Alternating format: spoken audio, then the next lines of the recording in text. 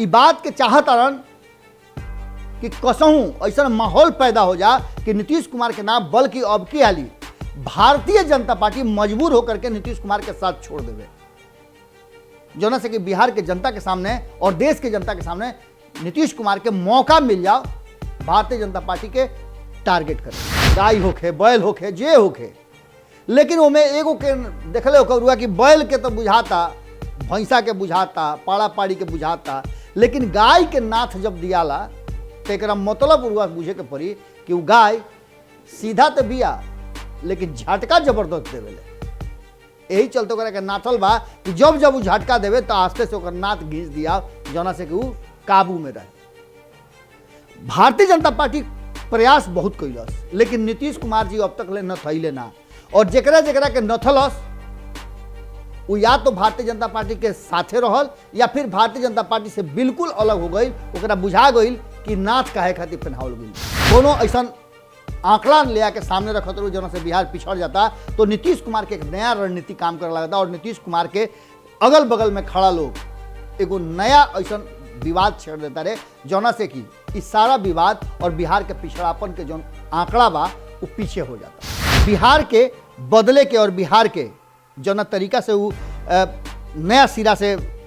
सृजित करे के तैयारी कर रहा बा, ओकरा में खाली फिर से रुआ अमीर सुहानी के कहल जा रहा बा कि मुख्य सचिव के पद मिले वाला बा और मुख्य सचिव बना करके वो आगे के रणनीति बनाई है, जैसे 2010 में और 2015 में रणनीति बनौले रहे। मुकेश सहनी तो यहाँ तक ले कह दिल बाड़े कि उत्तर प्रदेश में जौन सरकार बनी, चाहे सरकार केहू के बनो, जौन सरकार बनी ओकरा में भागीदारी उनकर रही, जैसे कि बिहार में उनकर बा। भारतीय जनता पार्टी जहाँ यह बात खातिर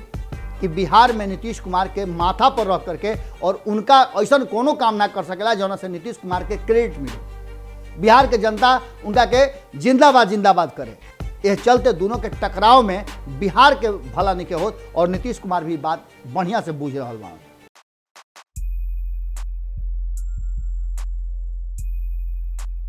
बगावत हवा से दिया कैले बा, बगावत हवा से दिया कैले बा, क्रिया बुतावे के धरैले बा, क्रिया बुतावे के धरैले बा। गोड़ लागत नहीं हीरा से अभिनंदन बार वालों के अपना कार्यक्रम जना के नाम है खूंटा ठोक के। ऐसे तो रुआ लोग बिहार और देश के राजनीति के बारे में बहुत सुनतानी, सरकार कैसे चलता, के केकरा पर आरोप लगावता, कहाँ कौन विकास के तरफ जा रहा बड़े, केकर स्थिति खराब बा, के चाह के भी विकास नहीं कर पावत, केकरा संयोग मिलत रुए, सहयोग मिलत रुए, ये सब बात रुआ लोग सुन ले कब। लेकिन जौन ये चुनाव होखे वाला बा 5 गो राज्य में, ओकरा के लेकर के उत्तर प्रदेश में जना तरीका के बात चल रहा बा, ओकरा के बिहार कनेक्शन रुआ लगा के देखी, बिहार से ओकर नाता का बा, तो रुआ आश्चर्य होखे लगी। एकरा पहले जो चुनाव भई रहे 2017 में, ओमे नीतीश कुमार जी चुनाव ना लड़ले रहन। काहे ना लड़ले रहन ई रुआ लोग समझता नहीं बात के। वो घड़ी वो दूसरा खेमा में रहन और स्थिति परिस्थिति बिल्कुल अलग रहे। वो घड़ी दिमाग में सभे के रहे कि नरेंद्र मोदी के कसहूं रोके के बा, लेकिन ना रोक पावल लोग। बिहार में तो रोक ले, लेकिन उत्तर प्रदेश में चाह के भी ना रोकल लोग, और कहीं ना कहीं धीरे धीरे तब तक नीतीश कुमार मन बनावे लग रहन कि उनका आगे का करे के बा। यात्रा वहू घड़ी चालू रहे, एगो यात्रा क के आई रहन और यात्रा के बाद समीक्षा करत रहन, भीतरे भीतर परिवर्तन हो गई और 2017 में सरकार बदल गई। अब जबकि सब कुछ हाथ में बा भारतीय जनता पार्टी के, भारतीय जनता पार्टी के हाथ में लगाम बा, लेकिन रुआ गांव गिराम में देखले हो कब कि खूंटा पर चाहे जितना भी जानवर बांधल होकस, गाय होके, भैंस होके, पाड़ा होके, पाड़ी होके, गाय होके, बैल होके, जे होके, लेकिन ओमे एगो के देखले होकर रुआ कि बैल के तो बुझाता, भैंसा के बुझाता, पाड़ा पाड़ी के बुझाता, लेकिन गाय के नाथ जब दियाला तो एक मतलब रुआ बुझे के पड़ी कि वो गाय सीधा तो बिया लेकिन झटका जबरदस्त देवेले। यही चलते ओकरा के नाथल बा कि जब जब वो झटका देवे तो आस्ते से ओकर नाथ घींच दिया, जना से कि वो काबू में रहे। भारतीय जनता पार्टी प्रयास बहुत कैलस, लेकिन नीतीश कुमार जी अब तक ले न थैले ना, और जेकरा जेकरा के नथलस वो या तो भारतीय जनता पार्टी के साथे रहल या फिर भारतीय जनता पार्टी से बिल्कुल अलग हो गई। ओकरा बुझा गई कि नाथ काहे खातिर पहनावल गई बा। लेकिन कुछ ऐसा अब नया दौर के राजनीति के लोग आ गई बा, जौन की कहीं से डराया भूत वगैरह वाली बात नहीं है, डर भय से बड़ी दूर बाड़े और उनका ये बुझाते नहीं है कि राजनीति में कबो कबो दाव उल्टा भी हो सकेला। ये सब बात से अनजान बिहार से लेकर के उत्तर प्रदेश तक भारतीय जनता पार्टी के नींद हराम करे वाला मुकेश सहनी लगातार कहीं ना कहीं परेशान करता रहे और परेशानी करे के पीछे बहुत सारा कारण बा। अब एकरा पीछे के रणनीति का बा, और रणनीति में बार बार नीतीश कुमार चुनाव उत्तर प्रदेश में बा और चर्चा नीतीश कुमार के हो रहा बा। नीतीश कुमार के बार बार कहल जा रहा बा कि नीतीश कुमार अपन शासन चलावे में, बिहार के विकास करे में पिछड़ जाता रहा। ये बात के लेकर के लगातार रुआ देख लो पिछला 4-5 दिन से ही चर्चा हो रहा बड़ुए, चाहे वो भारत लाइव पर संपादक नमन मिश्रा जी के पंचनामा देखी या फिर अन्य खबर देखी, ओकरा में लगातार दुइये गो बातें हो रहा बा। एगो बिहार में सरकार रही कि जाई और दूसर का बिहार काहे पिछड़ता। गृह विभाग के आंकड़ा आ जाता, नीति आयोग के आंकड़ा आ जाता, और नीति आयोग के आंकड़ा अलग अलग सेक्टर में अब आवे के शुरू हो गई बा, जौना में बिहार एक खाली फिर से पिछड़ी हो गई बा। 2018-19 से स्थिति में तनिको बदलाव नहीं खे भइल। जौन स्थिति 2018-19 में रहे उहे स्थिति पर बिहार कायम बा। बहुत सारा राज्य आगे प्रगति के लिए बढ़े, लेकिन स्वास्थ्य विभाग के, स्वास्थ्य महकमा के जो नया रिपोर्ट आयल बा, वो रिपोर्ट में उत्तर प्रदेश सबसे पिछड़ल बा जहां चुनाव बा स्वास्थ्य व्यवस्था के लेकर के। और उत्तर प्रदेश में खास करके जो वर्तमान ओजा के मुख्यमंत्री बाड़े योगी आदित्यनाथ, उनका के लेकर के, उनकर सरकार के लेकर के, उनका सोच के लेकर के बहुत सारा बात सामने नजर आ रहा बा। वो सब बात के लेकर के कहीं ना कहीं ये कहल जा रहा बा कि उनका सत्ता पर बैठल रहे खातिर कहीं ना कहीं उस बात के जरूरत नहीं है महसूस हो, तो जो आम जनता के जरूरत बा वो अलग तरह के राजनीति और अलग तरह से सत्ता चला रहा बा। भारतीय जनता पार्टी भी यह बात के समझ रहा बा। और वो हाल फिलहाल में देखले हो कब कि भारतीय जनता पार्टी कई गो राज्य में मुख्यमंत्री के बदलाव कैले रहा। हालांकि बदलाव तो कांग्रेस भी कैले रहा, लेकिन यह सब बात के लेकर के बदलाव के साथ साथ कहल जाता रहे कि उत्तर प्रदेश में भी सत्ता के हस्तांतरण करे खातिर और मुख्यमंत्री के हस्तांतरण करे खातिर भारतीय जनता पार्टी बहुत जोर लगौले बा। कई दौर के बैठक भई रहे दिल्ली में योगी आदित्यनाथ के साथ, ओकर असर का भइल रुआ लोग के पता बा। अब वर्तमान परिस्थिति में जो सर्वे आयल बा, उस सर्वे में एक बात तो समझ में आ रहा बा कि भारतीय जनता पार्टी जैसे अलग अलग राज्य में पूरा मजबूती के साथ अपन पूरा लाव लश्कर ले करके और चुनाव मैदान में उतरेला, बिल्कुल उत्तर प्रदेश में ओकरों से बेसी, माने सबसे ज़्यादा उत्तर प्रदेश पर भारतीय जनता पार्टी उतर गई बा। खुद प्रधानमंत्री नरेंद्र मोदी चुनाव घोषणा से पहले ही उतर चुकल बा। कई गो उनकर मीटिंग और बैठक भइल, कई तरह के योजना भइल, और कितना नया उत्तर प्रदेश खातिर योजना देले, कितना राशि आवंटित भइल, ये सब बात लोग देख रहे बानी। अब जबकि चुनाव आयोग के टीम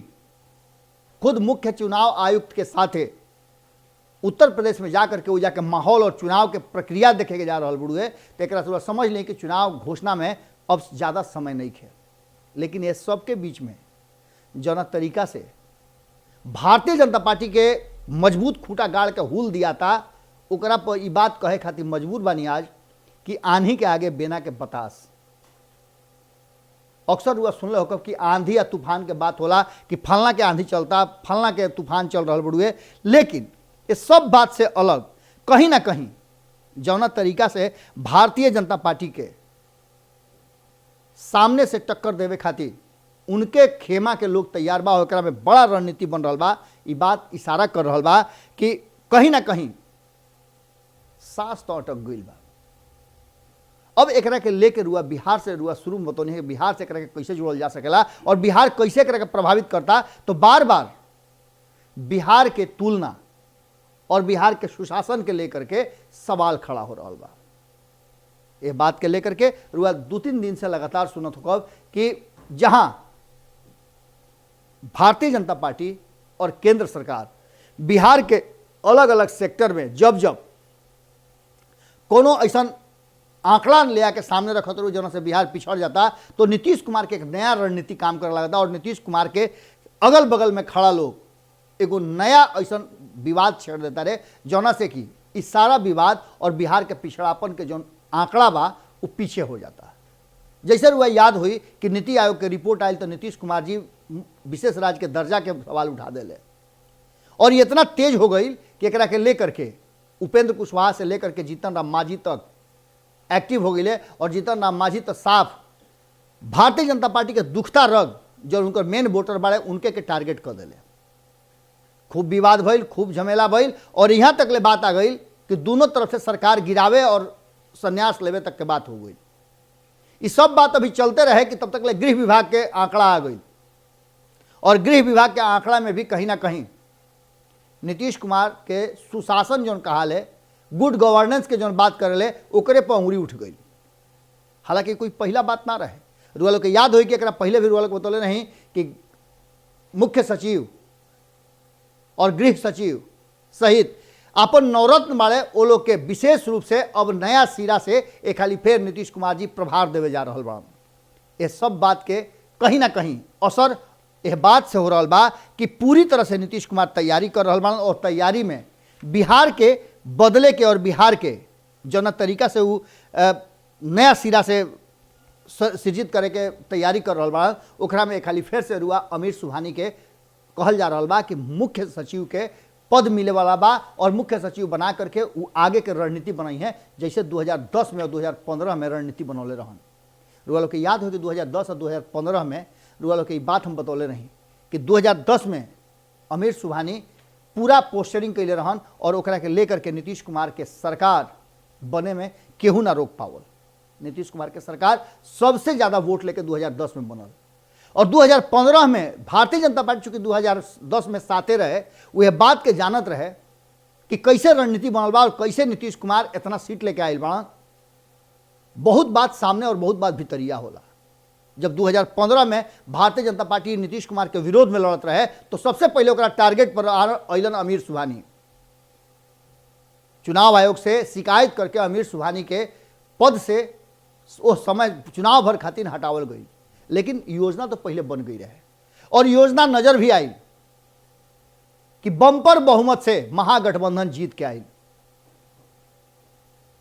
ये बात केहू भुला ना सकेला। एक खाली फिर 2024 तक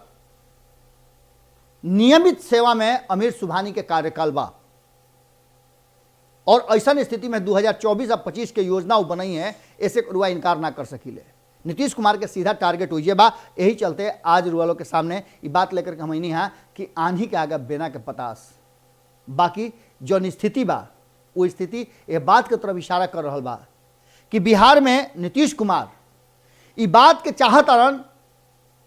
कि कसहूँ ऐसा माहौल पैदा हो जा कि नीतीश कुमार के नाम बल्कि अब की हाली भारतीय जनता पार्टी मजबूर होकर के नीतीश कुमार के साथ छोड़ देवे, जोना से कि बिहार के जनता के सामने और देश के जनता के सामने नीतीश कुमार के मौका मिल जाओ भारतीय जनता पार्टी के टारगेट करे खातिर। और ये बात सिर्फ भारतीय जनता पार्टी के छोड़ करके देश के अलग अलग जौन भारतीय जनता पार्टी के विरोधी खेमा बा, चाहे कौनो दल के होके, उस सब लोग यह बात चाह रहा बा। दूसरा तरफ मुकेश सहनी असही नाक के बाल हो गई बना रुआ पता बा उत्तर प्रदेश में और बिहार में भी, जहां एक तरफ बिहार में जीतन राम मांझी रोज ये बात कहता रहन कि सरकार गिरा दे, सरकार भसा दे, सरकार बस जाई, ओजे उत्तर प्रदेश में जा करके छाती पर मूंग दलत रहन होटल में बैठ के एक काल है जौना तरीका से वो पूर्वांचल क्षेत्र के बुंदेलखंड के और संगे संगे अन्य क्षेत्र के जौन अवध क्षेत्र बा वो सब खातिर जौन आपन जौन पदाधिकारी बाड़न उनका के अलर्ट कैले और यह बात के कहले कि आइडेंटिफाई कर लो कि के चुनाव लड़ी, के वो लायक बा जौन हरा सकेला भारतीय जनता पार्टी के और जीत के दावा कर सकेला। ओकरा खातिर सब कुछ निछावर करे के तैयार बा। मुकेश सहनी तो यहाँ तक ले कह दिले बाड़े कि उत्तर प्रदेश में जौन सरकार बनी, चाहे सरकार केहू के बनो, जौन सरकार बनी ओकरा में भागीदारी उनकर रही जैसे कि बिहार में उनकर बा। अब ये बात रुआ समझ ले हैं कि जहां एक तरफ जीतन राम मांझी बार बार बाहर निकल के कहता कि हम सरकार भसा देव अगर हमरा के ना सही मान सम्मान मिलल। दूसर का तरफ जीतन राम मांझी और मुकेश सहनी के बातचीत के बाद से कहीं ना कहीं गोड़ी सड़क गई बा नीतीश कुमार के और भारतीय जनता पार्टी के। हालांकि नीतीश कुमार के कहल जा रहा बा कि सब रणनीति जौन बा नीतीश कुमार के ही बनावल ह और जौन भारतीय जनता पार्टी के मजबूर करे खातिर बनवा रहा बाड़े। लेकिन दूसर का तरफ गमछी ओढ़ करके राष्ट्रीय जनता दल से खड़ा बा कि अब टपकल की लोकी, अब टपकल की लोकी। लेकिन दूसरा तरफ राष्ट्रीय जनता दल में भी जौन विधायक बाड़े उनका भीतर, कारण कि रुआ देखी ना कि विपक्ष के एगो अलग भूमिका होला। रुआ व्यक्तिगत जीवन में चाहे जितना भी व्यस्त रही, लेकिन सार्वजनिक जीवन और राजनीतिक जीवन में जब रुआ के जनता चुन करके कोनो पद पर बैठा देला, ओकरा बाद रहा व्यक्तिगत जीवन कुछ रहिए न जाला। नेता प्रतिपक्ष के भूमिका में जौन लगातार बिहार में समस्या बा ओकरा के लेकर के कहीं ना कहीं विलोपित बाड़न नेता प्रतिपक्ष तेजस्वी यादव। मुजफ्फरपुर में इतना बड़ा दुर्घटना भइल, सब लोग अपन बयान दिहल, लेकिन स्थिति विपक्ष के तरफ से नेता प्रतिपक्ष ही गाय बाड़न। एगो ट्वीट तक उनका से ना भइल, जो उनकी कहल जाला कि हर विषय पर ट्वीट करेलन। हाँ, एक बात पर बड़ा जबरदस्त ढंग से चर्चा छिड़ल बा कि अब के हाली जो ट्वीट कैले है ओकरा में क्रिसमस के बधाई बड़ा बढ़िया से दिले है, जना के लेकर के लगातार चर्चा हो रहा बा। अब व्यक्तिगत जीवन और राजनीतिक जीवन में सामंजस्य कैसे स्थापित करी है ये आवे वाला समय बताई। लेकिन उनका पर आरोप शुरू से लाग रहा बा कि कहीं ना कहीं बिहार से ज़्यादा वो दिल्ली में प्रवास कैल और हरियाणा में प्रवास कैल ज़्यादा बेहतर समझे फार्म हाउस पर। ये बात लगातार चल रहा बा। अब ऐसा स्थिति में भारतीय जनता पार्टी के और नीतीश कुमार के टक्कर के दी और टक्कर देवे खातिर जरा जरा के तैयार कैले उस सारा लोग अब कहीं ना कहीं इन्वॉल्व हो गई बा।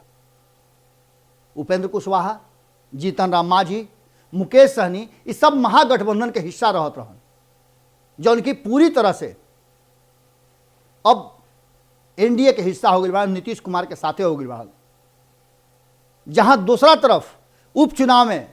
एकमात्र जौन साथी मजबूत पार्टनर रहे कांग्रेस, ओकरों के कहीं ना कहीं तेजस्वी यादव भड़का दिले। अब वह अपन आधार खोज रहा बा, बेस खोज रहा बा। कहल तो यह रहा बा कि जैसे ही खरमास खत्म हुई 14 जनवरी के बाद एगो बड़ा गेम प्लान रचले बा कांग्रेस। वो गेम प्लान में कहल जा रहा बा कि पप्पू यादव आकर के कांग्रेस में और कांग्रेस के नया जीवन दी हैं, एक नया कांग्रेस देखे के मिली। और सबसे पहले तो पप्पू यादव के सदन में भेजे के जुगाड़ हो रहा बा। कहल जा रहा बा कि होखे वाला 24 गो जौन सीट बा एमएलसी के, ओकरा में पप्पू यादव के भी कांग्रेस उतारे के प्लान बना ले बा और कोनो न कोनो रूप में पप्पू यादव के हर हाल में विधान परिषद भेजे के, जहां से कि कांग्रेस के मजबूत स्तंभ होके और कांग्रेस हो जा डकर सके, विपक्ष के मुख्य भूमिका में कांग्रेस अपना के स्थापित कर सके। अब देखे वाला बात हुई कि जितना मजबूती के साथ ये बात दावा कल जा रहा बा कि बिहार में 5 साल चले वाला सरकार बा, वो दावा के साथ साथ जो आंकड़ा बता रहा बड़े कि मात्र 7 गो सीट, 4 गो जीतन राम मांझी के और 3 गो मुकेश सहनी के, इस 7 गो सीट अगर छटक जाता कहीं एनडीए से तो बिहार के स्थिति का हुई का ये दोनों आदमी सत्ता खातिर एक खाली फिर समझौता करके तेजस्वी यादव यानी कि महागठबंधन की तरफ जाई हैं। और महागठबंधन की तरफ जाई हैं तो का कांग्रेस उनका साथ दी ही। देखिए प्लान बहुत जबरदस्त रचाइल बा, एकरा में बहुत सारा ऐसा संभावना नजर आ रहा बा जौना में नीतीश कुमार के रणनीति के रुआ कमजोर ना समझ सकीले। नीतीश कुमार पिछला 16 साल से बिहार के सत्ता पर काबिज बाड़, चाहे उनका सीट 2 गो काहे ना आवे, लेकिन मुख्यमंत्री बिहार के नीतीश कुमार रही हैं। ई उ तय कर ले बाड़े बिहार के जनता के बीच में जाना समाज सुधार के नाते या वो बहाने से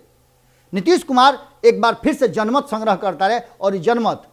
आवे वाला बिहार के भविष्य के बहुत बड़ा निर्णय करी।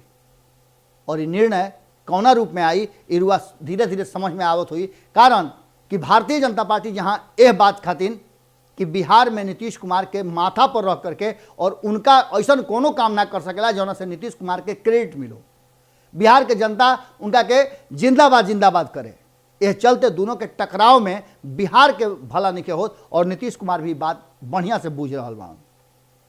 अब आवे वाला समय बा ओकरा में एक बात तो तय नजर आ रहा बा कि कहीं ना कहीं आज जौन बात रुआ लोग के सामने लेके आई यहाँ कि आंधी के आगा बिना के बतास अटक गई दोनों गोटा के सांस। आज के खूटा ठोक में रुआ लोग से एजे विदा ले, लेकिन यह बात के साथ है, यह निहोरा के साथ कि रुआ लोग